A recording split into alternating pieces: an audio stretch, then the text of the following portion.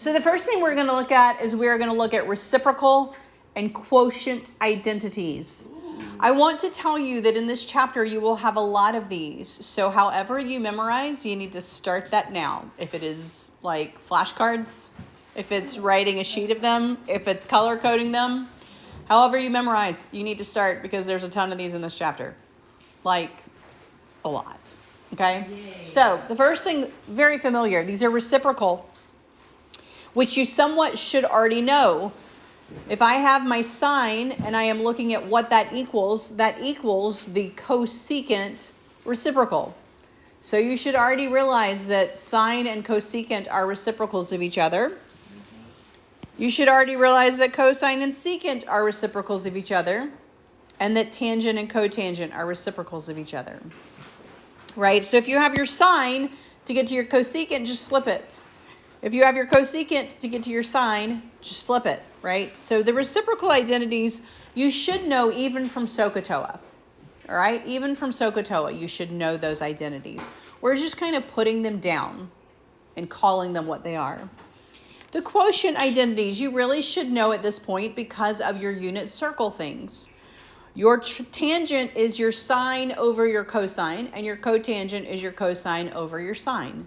These are your quotient identities. Quotient identities. So what we're going to do in this chapter is we're going to start building a list of identities. And then we are going to start taking different formulas and we're going to break them down using our identities. And we're going to show that one thing equals another based on the identities that we have learned. Similar to geometric proofs, but not quite as detailed. So it's not like you're going to have to go through a geometric proof and list like why you're doing what you're doing. Kind of you are, but you're using these identities to do it. And it's not quite as entailed as some of the geometric proofs, okay? But it is trigonometric ones, all right? So you need to start memorizing them. So let's look at this first one using reciprocal and quotient identities. If the cosecant is 7/4, find the sine. Well, that's pretty easy. If they are reciprocals of each other, then the sine is simply going to be 4/7. Now, in this next one, they give us a little bit more information here. They say the cotangent is 2/5 square root of 5. The sine is square root of 5/3. And they want us to find the cosine. So now this is a little more entailed than the first one. The first one we just flipped it and we were done. So I know that the cotangent is my cosine over my sine. Right? And they gave me what the cotangent is. They said, well, the cotangent is 2/5 square root of 5. So that equals the cosine of x, which I do not know, over the sine of x, which I do know. All right. So I have an equation. I want to solve for cosine. Right now, what's happening? Well, the cosine is being divided by something. So what do I need to do if it's being divided? I need to multiply by it, right? So I need to multiply both sides by the square root of 5/3 times square root of 5/3, right? Basic solving of equations here. Square root of 5/3 will cancel here. Over here, the square root of 5s will cancel, yes. And then I just multiply. 2 times 1 is 2. 3 times 5 is 15. So my cosine of x is 2/15. So go ahead and try A and B there. All right, so let's look at this one together. Secant is 5/3. They want the cosine. That's pretty straightforward. What do? Just flip it, 3/5. For this next one, they gave us cosecant and secant, and they wanted tangent. Tangent is sine over cosine. So I need sine, and I need cosine. If they gave me secant, which one can I very quickly solve for? Cosecant is the inverse of, is the reciprocal of sine. So sine is 7 over 25, right? So if they gave me secant, I can flip it and have cosine, right? 24 over 25. And then I can just put them over each other. I can say sine 7 over 25 over cosine 24 over 25. Keep, change, flip, right? Keep this guy, change it to multiplication, flip the bottom guy. The 25s will cancel, and you will get 7 over 24. So if we look at the unit circle, we have cosine is the distance that you are going to travel left and right, correct? That's your x value. Sine is the distance that you're going to travel up and down. And so if I were doing Pythagorean theorem here, Pythagorean theorem says that the sum of the square of the sides equals the square of the hypotenuse, right? For the unit circle, the radius is always 1. So my hypotenuse here is 1, right? So if I were to take the Pythagorean theorem here, it would say a squared, which in this case is my x, plus b squared, which is my y, equals my radius squared, right? Does that make sense? And so in the Pythagorean theorem, this is how this works. A squared plus b squared equals c squared. So you have then Pythagorean identities that come from this. Remember, my sine value is my y. My cosine value is my x. We just said that x squared plus y squared equals 1. So sine squared plus cosine squared will always equal 1. No matter what angle you're talking about, no matter how big the triangle is that you're referring to, sine squared plus cosine squared will always equal 1. Always. You can do it with any angle. From this same concept of Pythagorean, you get these other two. Okay, so the first one's really intuitive and it's based on the unit circle. The other two you don't see as quickly, but they are also based on the unit circle.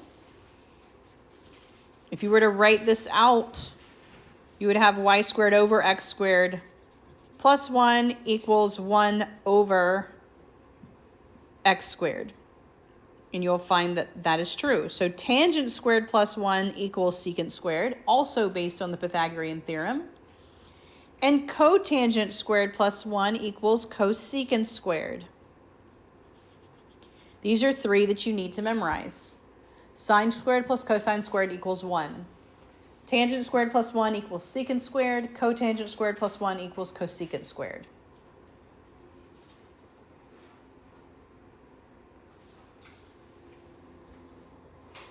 All right. So how does this help us? This is going to help us with solving, and this is going to help us with proving things are equal. All right. So the first one we're going to do is we are just going to solve. We're just going to solve. So look at example 2. If the tangent is -8 and sine is positive, find the sine and the cosine. All right.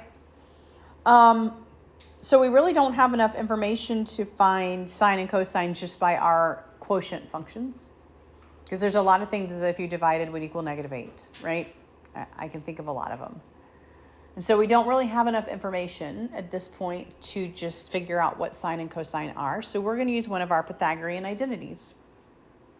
While tangent does not pair up with sine or cosine for one of the Pythagorean identities, it does pair up with secant, right? So I know based on the Pythagorean identity that the tangent squared of theta plus 1 should equal the secant squared. How does that help me? Well, what is secant? It's the reciprocal of cosine. That's one of the things I'm trying to find, right? So if I have that, then I can solve. So I'm just going to plug it in. I'm going to take that tangent that I know it is, -8 squared plus 1 equals secant squared. All right, equals secant squared. and then we just solve, right? -8, when I square it, what is that? 64.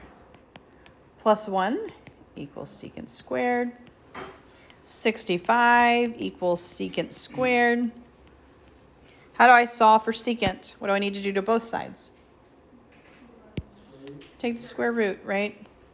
Now remember when a variable is involved, so my secant then is going to equal either positive or negative square root of 65. So then I have to narrow it down to which one it is. All right? My tangent, let's go back to what they told us. My tangent was positive or negative?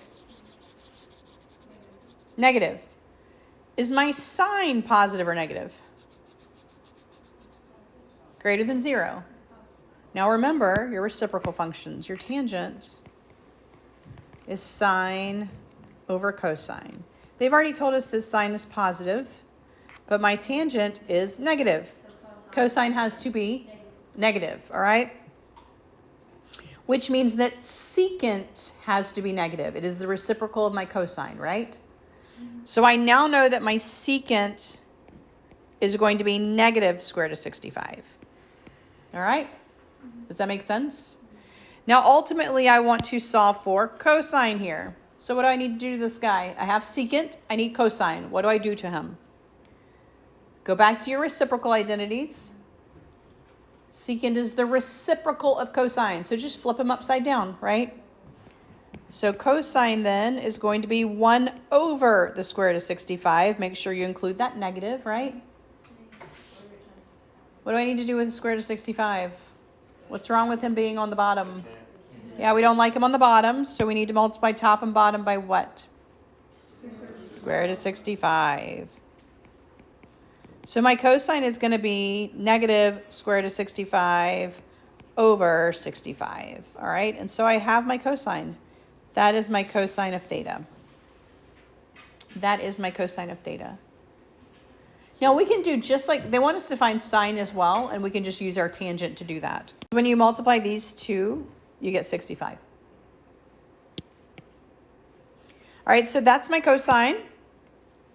They also want me to find my sine. So once I have cosine and I have tangent, I can just use my quotient identity here, right? So I can say tangent is sine over cosine. They told me what tangent is. Tangent is -8. I don't know my sine, but I do know my cosine. So I can just do what I did before. Multiply both sides by this guy.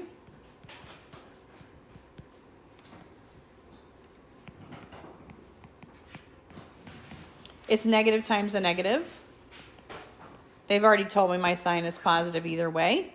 So I can just say, well, it's going to be 8 square root of 65 over 65. And I have found sine and cosine.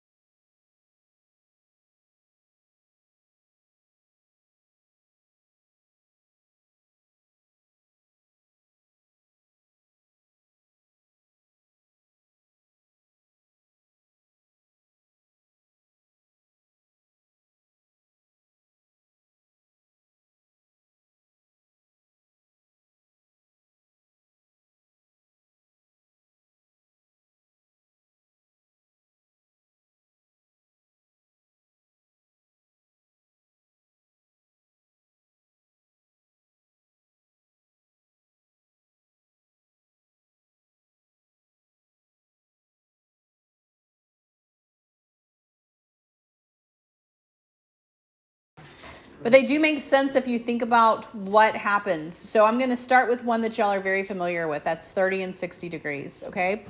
So we're going to look at the sine of a 30-degree angle versus the cosine of a 60-degree angle. What's the sine of a 30-degree angle? 1/2. Yes. What's the cosine of a 60-degree angle? Also, there we go. Let's look at the cosine of a 30-degree angle. What is this guy? And then the sine of a 60-degree angle. So with these cofunction identities, you actually have things that pair up in what they are. And they pair up because you have complementary angles. If you remember that term from geometry, complementary angles are angles that add up to 90 degrees, okay? So in a right triangle, you have one angle that is 90 degrees and the other two angles are complementary, all right? That's how it's always going to be. And so you see this pattern that happens with your trig functions. Your trig functions will line up with another trig function of its complement, okay? Of its complement. Now, these are typically written in radians, but it works with degrees as well. So if I were to say, how do I get from 30 to 60? You could write the 60-degree angle as 90 degrees minus 30 degrees. Correct? Because they're complementary. That's how it always works. Or I could go the other direction. I could write the 30-degree 90 minus 60. If this were in radians, what would I put in place of 90? What is 90 in radians? Think about your unit circle. Pi over 2, okay? And that is where we get these, what are called cofunction identities. The sine of one angle is the same thing as the cosine of its complement, 90 minus the angle, or pi over 2 minus the angle. So sine and cosine line up. You can see that right here. Sine and cosine line up. Tangent and cotangent line up. Tangent is equal to the cotangent of its complement. Cotangent is equal to the tangent of its complement. And then you can see that secant and cosecant line up. Pi over 2 is just 90, right? So it's talking about its complement, the complement of that angle, all right? So sine and cosine line up, tangent and cotangent line up, and secant and cosecant line up. They're really going to town on that. Okay, so you have also positive and negative that tend to line up, and let's look at how those happen. If I looked at a positive angle, remember it goes counterclockwise, right? The negative angle goes clockwise. So counterclockwise takes me up, positive. Clockwise takes me down, negative. Now, if I look at the sine of, let's say, a 30-degree angle, the sine of a 30-degree angle is 1/2, right? But if I were to say the sine of a negative 30-degree angle, that would be down here. It would still be positive 1/2. Why? Because, it would be negative 1/2, right? But still 1/2, correct? So sine is still going to be 1/2, but all of a sudden it's now negative because I'm down in the fourth quadrant, correct? So it's still the same exact number, it's just negated. So sine, if I were to take the angle and negate it, the answer would also be negated because I just dropped it into the fourth quadrant. But let's talk about cosine. The cosine of a 30-degree angle is square root of 3 over 2. The cosine of a negative 30-degree angle. My x value is still positive if I go down. Do you see that? My x value is still positive here. So the cosine of a 30-degree angle is still positive square root of 3 over 2. It actually doesn't change if you make the angle positive or negative. Sine, it does. Okay? Make sense?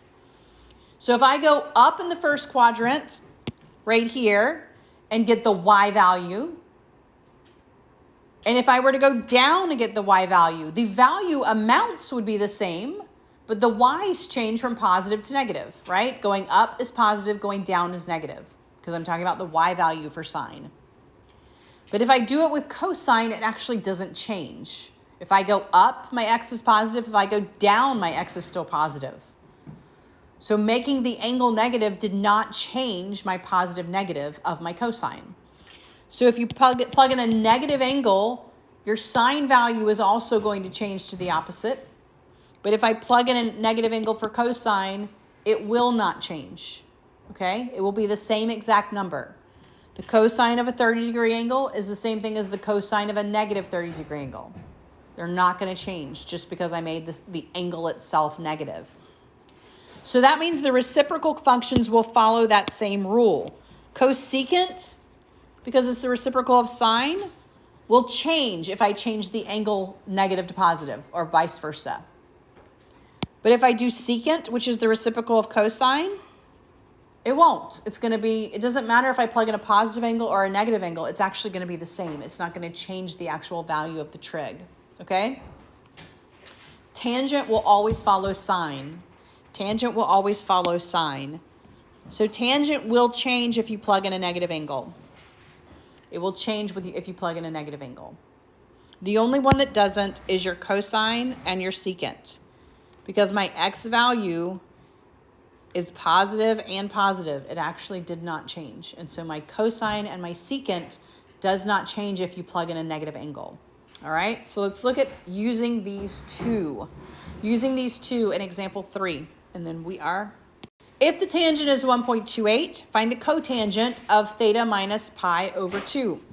So, first of all, our cofunction identities is pi over 2 minus theta, not the other way around, okay? Yes? It's not the angle minus 90, it's 90 minus the angle. So the first thing I'm going to do is I am going to take out a negative, and that'll change the pi over 2 to positive, and it'll change the theta to negative. And that looks like my cofunction identity. Yes? Everybody see that? And so I can actually pull that out and put it in front, all right? So we're going to pull that out and put it in front. Because remember, my odd and even say that the cotangent of a negative angle, right? The cotangent of a negative angle is going to make my cotangent negative.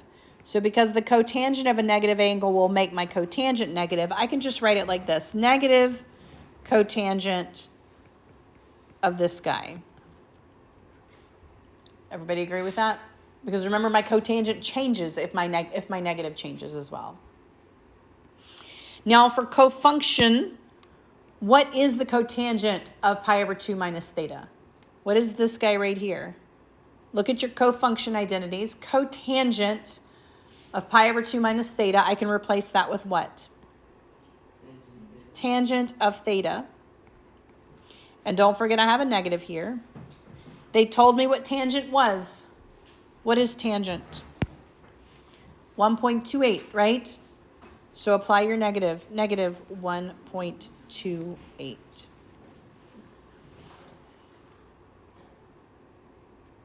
All right? So let's look at this guy. We're going to do this one together. Cosine of x minus pi over 2. Cosine of x minus pi over 2. Well, first of all, I need it to be pi over 2 minus x. So I'm going to pull a negative out and make it a positive pi over 2 and a negative x. All right? Now let's talk about cosine of a negative angle. Look at your odd and even. Does your cosine change if you make your angle negative? Does your cosine change if you make your angle negative? Cosine of a negative angle equals just the cosine, right? So this cosine of this negative angle is going to be the same thing as just the cosine of the angle itself, right? Because that negative does not change the cosine. Now look at your cofunction identities. Look at the top. Cofunction identities. What is the cosine of pi over 2 minus x? What is the cosine of pi over 2 minus x? Sine.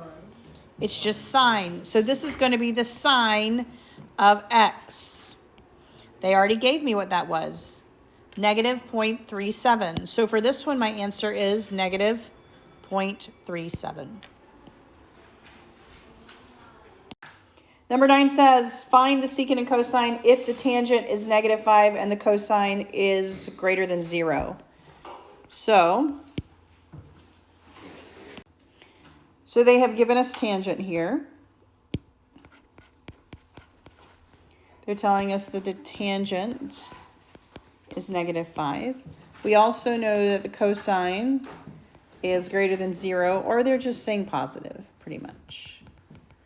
If cosine is positive and tangent is negative, what does that tell us about sine? Sine's going to be what? Positive or negative? Tangent is negative. Cosine is positive. It's going to be negative because my tangent is negative. All right? Now, they want me to find secant, which is the reciprocal of what? Cosine. And they want me to find cosine. Now, which property deals with tangent and secant? Which of my properties deals with tangent and secant that we learned yesterday?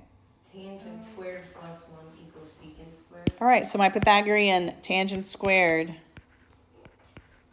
plus 1 equals secant squared.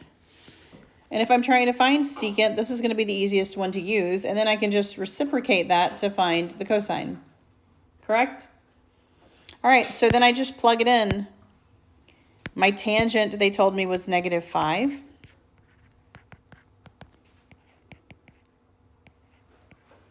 All right, negative 5 squared is 25. All right, 25 plus 1 is 26. How do I find the answer here? Square root both sides. How do I know if I'm going to use the positive or negative root here? What they tell me way up here? Cosine is positive. All right. So I know that my secant follows my cosine. So my secant then is the positive square root of 26. So that's one of my answers. To find cosine, I'm just going to reciprocate this guy. So I'm just going to put 1 over that, but I don't want to end there because I do want to get the square root out of the denominator. So I'm going to get square root of 26 over 26 as my cosine.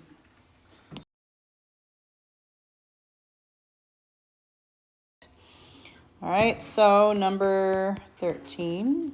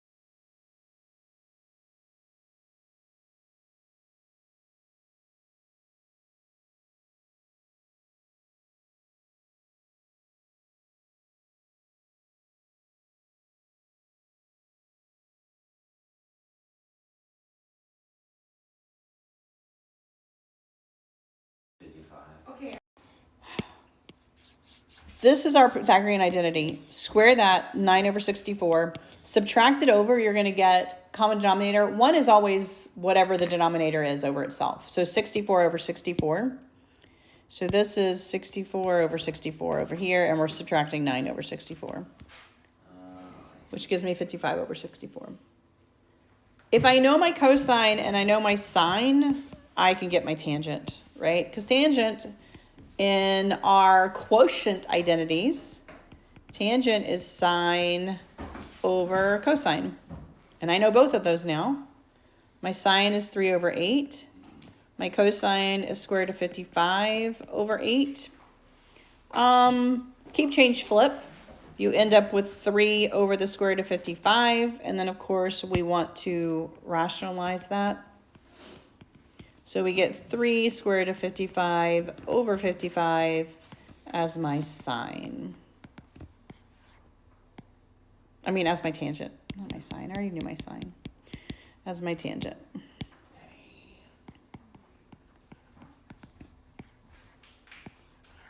And I am done.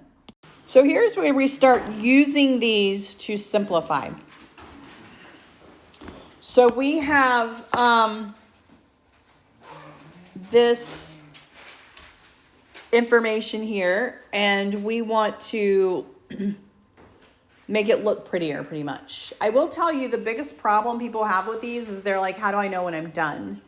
And you'll start to get a feel for, I could probably do one more step and make it look a little bit easier than it does right now.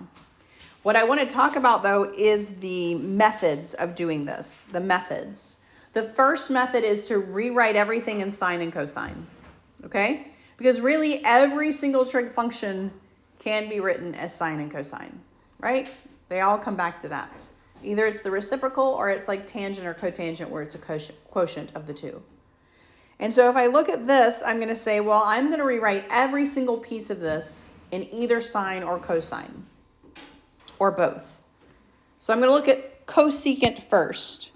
How can I write cosecant with sine or cosine? It's 1 over what? 1 over the sine of theta. Right, so I can say that's 1 over the sine of theta. And then what about secant? That's going to be what? 1 over the cosine. 1 over the cosine of theta. And what about cotangent? Quotient identity here. Sine or cosine? Flip it. Cotangent is cosine Cosine over sine. Okay, so far so good. And so this piece is just multiplication. When I multiply fractions, I multiply the numerators, 1 times 1. And I multiply the denominators, sine theta, cosine of theta. And then minus the cosine of theta over the sine of theta. Now look at this like 2 fractions. I'm subtracting fractions. What must I have to subtract fractions? A common denominator. So the denominator here is sine cosine. The denominator here is just sine. What is the second guy missing? Cosine. So I need to multiply the top and the bottom by that cosine, right, in order to get a common denominator. So I'm going to multiply this by cosine over cosine. Does it cancel out? Right? Nope. All right, so over here I have 1 over sine theta cosine theta. What's cosine times cosine? Cosine squared. Cosine squared. Over sine cosine. Now I have a common denominator. And I can subtract these fractions. Now remember, when you're subtracting fractions, you're just subtracting the numerators, right? So this ends up being 1 minus cosine squared of theta over sine theta cosine theta. Now, when you get to this point, you need to think, I have a function squared. What do my Pythagorean identities look like? So go back to the Pythagorean identity that deals with cosine squared. What is that Pythagorean identity? Sine squared of theta plus cosine squared of theta equals 1. All right? Can I get 1 minus cosine theta out of that guy? Yeah, what do I do to get that? I just move him over, right? So sine squared theta equals 1 minus cosine squared of theta. This is just the same Pythagorean identity written a different way. So sine squared plus cosine squared equals 1. Sine squared equals 1 minus cosine squared. Cosine squared equals 1 minus sine squared. I'm just rewriting the same equation, right? That's all I've done. However, what I've done is I have found something that looks identical to my numerator. So I can replace this whole thing with what it equals, right? So I'm going to rewrite this, and instead of 1 minus cosine squared, I'm going to write sine squared of theta over sine theta, cosine of theta. Everybody see that? Does everybody see that? Can I reduce that in any way, shape, or form? You would just be, What if I had x squared over xy? it would be If I had x squared over xy, could I reduce that? excess. Yeah, one of my x's could reduce, right? So one of my sines can reduce here, yes? I can take one sine away from the top and the bottom, yes? So now I have sine of theta over cosine of theta. So this is where people start saying, how do I know when I'm done? Well, there's an easier way to write sine over cosine. What is it? It's tangent. Sine over cosine is tangent of theta, which means that this guy that we started with equals tangent of theta.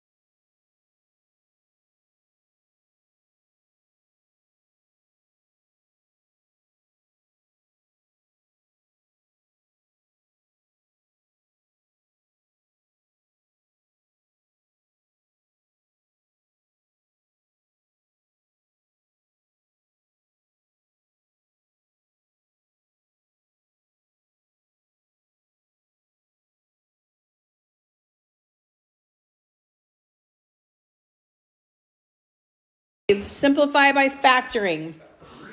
So first and foremost, first of all, anytime you see 90 minus x or pi over 2 minus x, probably want to start replacing that guy first. So that should look very, very much like a cofunction identity over here, all right? So if you go to page 314, middle of the page, we have cofunction identity. So that means you can replace this sine of 90 minus x with what? What is this sine of 90 minus x? That's just the cosine of x. And so I'm going to rewrite this guy to be sine squared of x cosine of x minus the cosine of x. Now, this is already in sine or cosine, right? So, I mean, if I want to simplify it, I'm really going to have to do something else. So think of this as, again, and I keep referring back to xy because you've done factoring this way, x squared y minus y. What do I have in common? I have a y, which is going to give me x squared minus 1, right? So over here, what do I have in common right here? I have a cosine, right? You see that? Both of those pieces have a cosine. So I can take a cosine out here, and I'm left with sine squared minus 1. Now, again, this looks very much like a Pythagorean identity. So I always suggest that you go over here if you're not exactly sure and you write that Pythagorean identity, all right? We want sine squared minus 1, all right? So I move this guy over, sine squared of x minus 1, and I have this plus cosine of x equals 0, right? Okay? And I need the cosine squared on the other side, right? So I need to move the cosine squared over here. So sine squared of x minus 1 equals the negative cosine squared of x. All right? If it is 1 minus sine squared, that is cosine squared. If it is sine squared minus 1, that's negative cosine squared. Okay? So if you're not sure, write your identity out. All right? If it's 1 minus the cosine squared or the sine squared, it's just going to be the other guy. But if it's flip-flopped and it's the sine squared or the cosine squared minus 1, it's going to be the negative of the other guy. All right? So sine squared minus 1 equals negative cosine squared. So I can replace this with negative cosine squared of x. All right? Not just cosine squared. And so now I have cosine of x times the negative cosine squared of x. What's cosine times cosine squared? Cosine cubed, right? So this is cosine cubed of x, and I have this little negative here. Negative cosine cubed of x. Wow.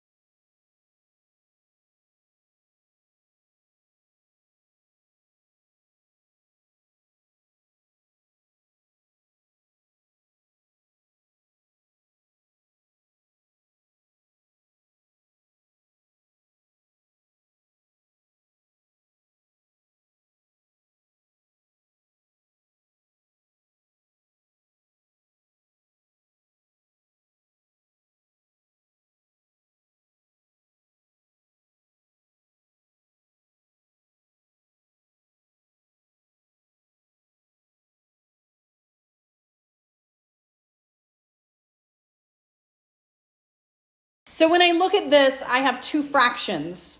They're really already in sine and cosine, and I can't really factor anything at this point. So if I'm subtracting fractions, I'm going to go straight to what do I know about the basics of subtracting fractions. I need a common denominator. And so for this, I have a denominator of 1 minus sine and a denominator of cosine. So that's going to be my denominator, okay? Those two together are going to be my denominator. I'm going to have a common denominator of 1 minus sine of x times the cosine of x. All right, that's going to be my denominator. And so for this piece of it, the sine x, cosine x, what is this side missing from my common denominator that I need to multiply by? So my whole denominator is this. What does he have? 1 minus sine x, right? What does he need? Cosine. So just think about it this way. Multiply this guy by him. So cosine of x. All right. And then subtract. I have the 1 plus the sine of x. What is he missing? 1 minus The 1 minus. So multiply him by that piece. 1 minus the sine of x. Oh my goodness. Okay. Now we're just going to simplify it a piece at a time. Simmer down. All right. So we're going to distribute this, well, not distribute because it's just multiplication. Sine times cosine is what? Sine cosine squared. Okay, let's look at this guy. All right, this is actually a special case. Do you remember this? A plus B, A minus B, right? When you FOIL, you get A squared minus B squared. 1 plus sine, 1 minus sine is going to be 1 squared, which is 1. Minus sine squared. That should look really, really familiar. It should? It should. Part. Wait, which part? The A Just the A. squared minus B squared. Oh. This should look really familiar. Oh, wait. It's It comes from what? Pythagorean identity. Remember? Sines. Oh, let's not write in that. Okay, so I thought you meant like sine squared plus cosine squared equals 1. So cosine squared equals 1 minus sine squared, which means I can replace this guy with what? Cosine squared. So that's what I'm going to do. I'm going to say sine x, cosine squared of x, minus cosine squared of x, all over 1 minus sine x, cosine of x. Now, what method can I use for that numerator? There was something, I forgot what it was. What do I have in common up there? I have something in common in my numerator, don't I? Cosine. The cosine squared, yes? So I can factor that out, can't I? So I'm going to take my cosine squared out. What's left here if I take a cosine squared out? Sine of x. What's left here? Cosine squared divided by cosine squared is 1.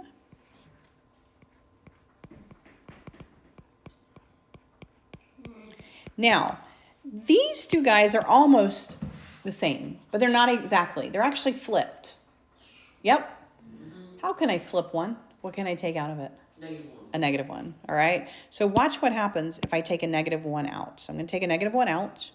The sign becomes negative, right? And the 1 becomes positive. A +1, a negative sign. They are now the same thing. So if they're just the same exact thing, but they're in the reverse order, just take a -1 out of one of them, which means now I have this -1 here in front of the cosine. So on the top, I have negative cosine squared of x, and these can now cancel because they're the same. So if they are the same exact thing, but in just the wrong order with subtraction. So on the top, I have sine minus 1. On the bottom, I have 1 minus sine. You can take a -1 out, and they become the same thing. If I take a -1 out here, my sine, they both change signs. My sine is negative, my 1 is positive. Here, my 1 is positive, my sine is negative. They're the same thing. And I can cancel them. So on top, I just have negative cosine squared, and on the bottom, I have just cosine. Yeah, I don't understand. All right, so what can I do here? Reduce. Reduce 1, and I'm left with just negative cosine of x.